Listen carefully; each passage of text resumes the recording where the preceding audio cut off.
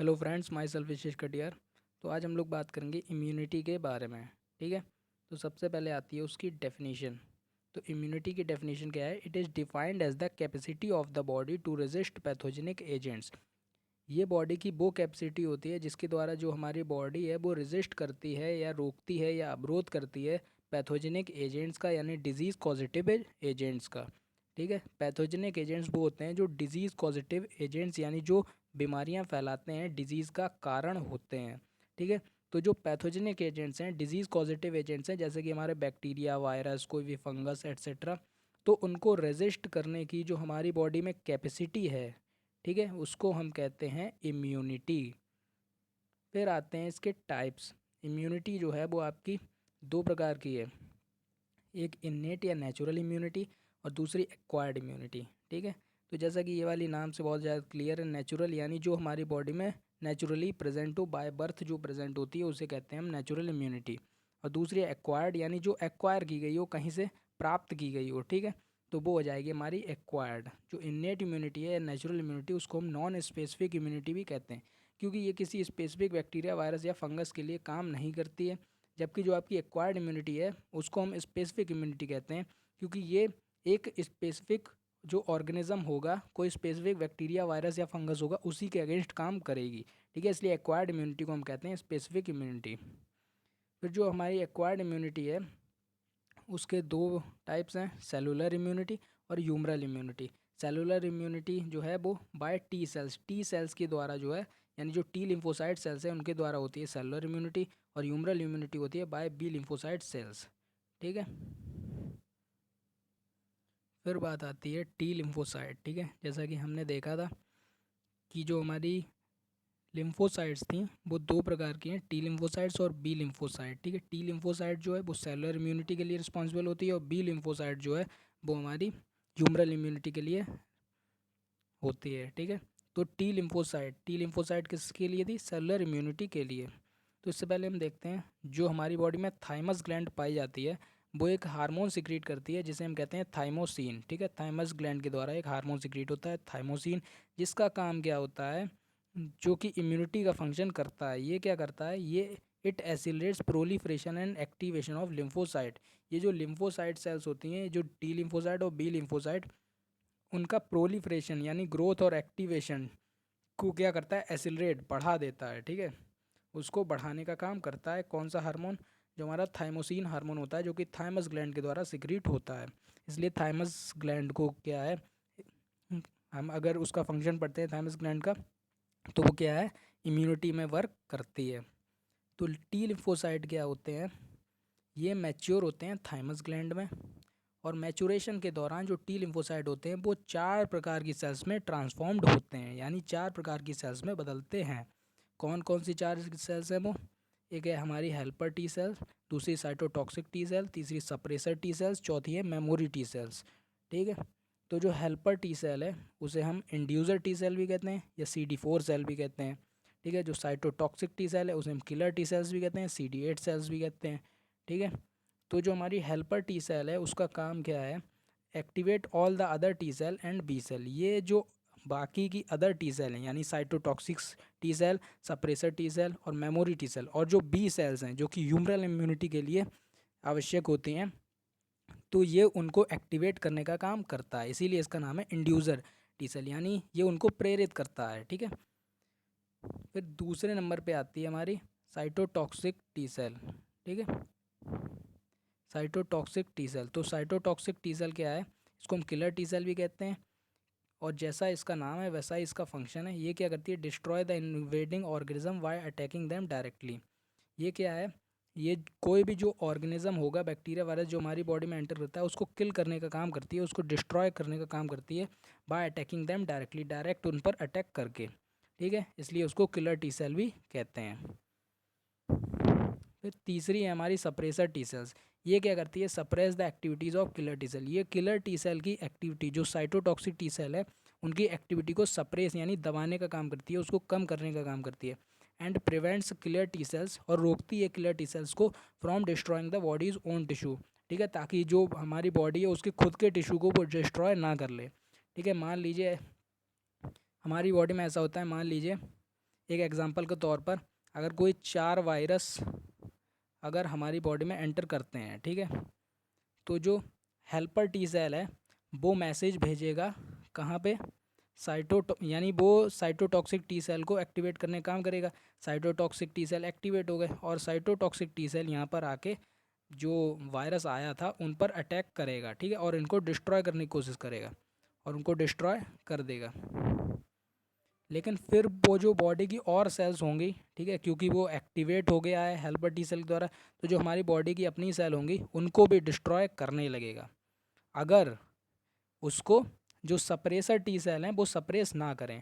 इसलिए जो हमारी सप्रेसर टी सेल होती हैं वो वहाँ पर जो साइटोटॉक्सिक टी सेल जब उनका काम ख़त्म हो जाता है तो सप्रेसर टी सेल उनको सप्रेस करने का काम करती हैं, उनको रोकने का काम करती हैं ताकि वो बॉडी के खुद के टिश्यूज़ को डिस्ट्रॉय ना कर पाए, ठीक है। तो सप्रेसर टी सेल का यही काम होता है।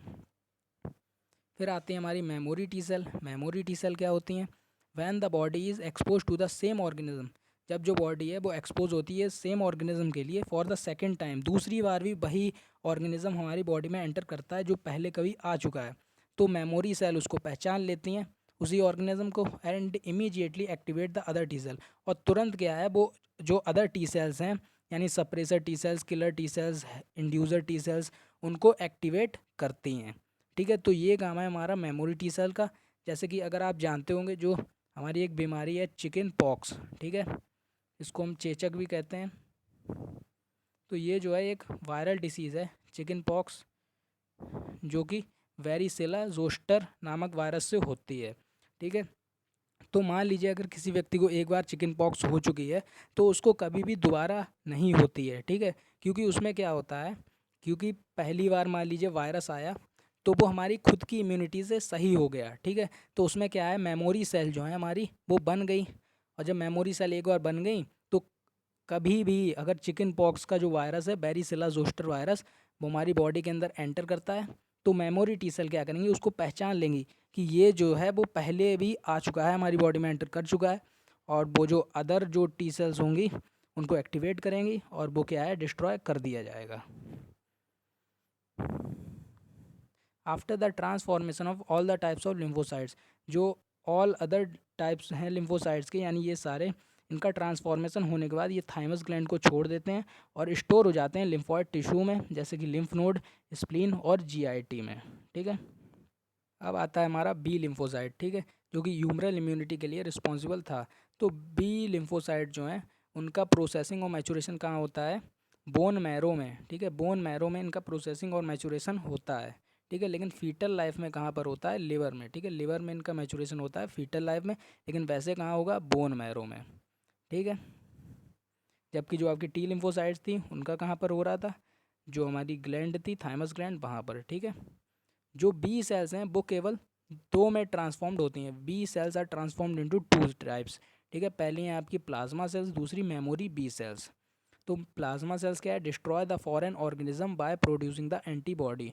तो ये क्या करती हैं? ये फॉरेन ऑर्गेनिज्म को, कोई भी जो ऑर्गेनिज्म है बैक्टीरिया वायरस जो बाहर से आया है, ठीक है, उनको डिस्ट्रॉय कर देती हैं बाय प्रोड्यूसिंग एंटीबॉडीज़। इसमें ये मेन लाइन है, bye producing the antibodies, antibodies को बनाकर ये उसको डिस्ट्रॉय करती हैं, ठीक है।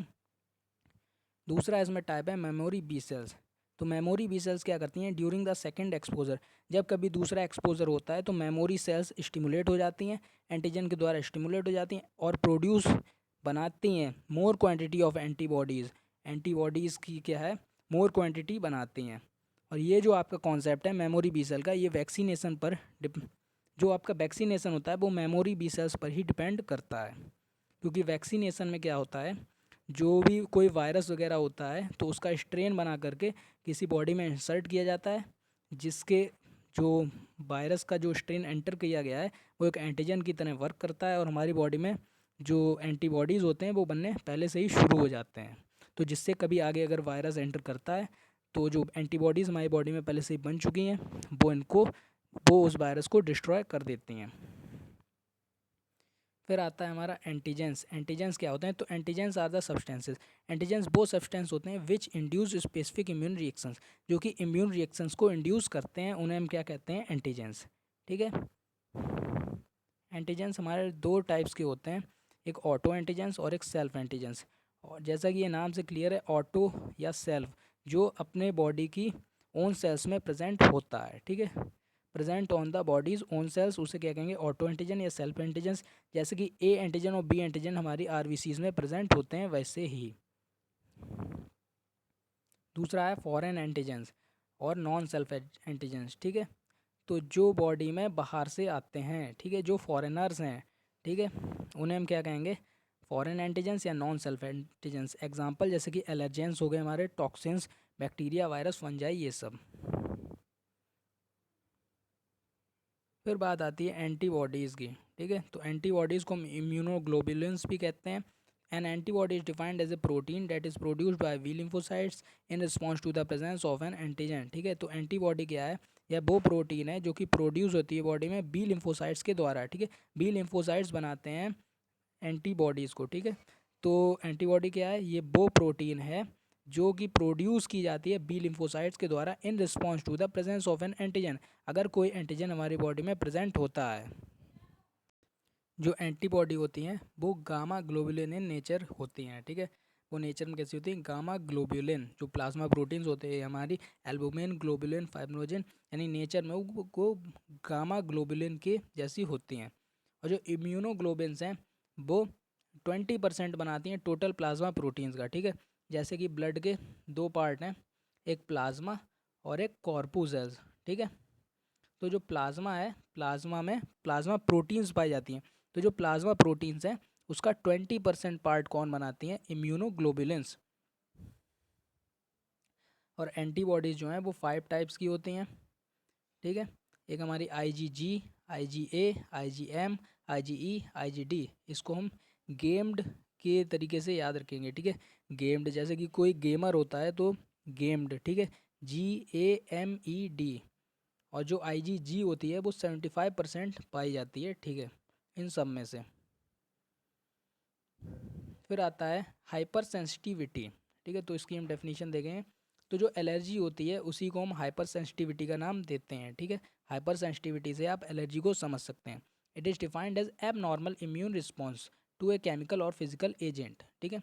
तो हाइपर सेंसिटिविटी क्या है, ये एक एब नॉर्मल इम्यून रिस्पॉन्स है, यानी एब नॉर्मल मतलब असामान्य, टू ए किसी केमिकल या फिजिकल एजेंट के लिए ये एक एब नॉर्मल इम्यून रिस्पॉन्स है, ठीक है।